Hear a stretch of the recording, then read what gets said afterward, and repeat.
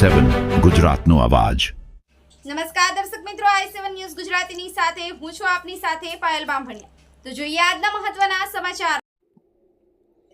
ઉપલેટા શહેરના ward number 9માં આવેલ underground gas pipeline તૂટી જતા અફરાતફરીનો માહોલ સર્જાયો। મળતી માહિતી મુજબ નગરપાલિકા દ્વારા ભૂગર્ભ ગટરની કામગીરી કરતા જીસીબી દ્વારા ગેસની પાઇપલાઇન તૂટી જતા જોરદાર ધમાકો થતા આજુબાજુમાં રહેતા રહેણાંક વિસ્તારોના લોકો ગભરાઈને ઘરની બારોબાર નીકળી ગયા।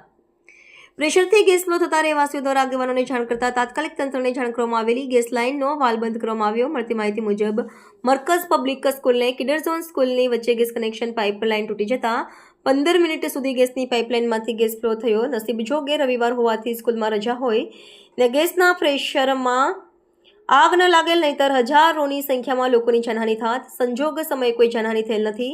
નગરપાલિકાની ઘોર બેદરકારીના કારણે મોટું નુકસાન થતાં ટળ્યું અને રહેવાસીઓ દ્વારા હાલમાં ભૂગર્ભ ગટરની કામગીરી રોકી દેવામાં આવી છે।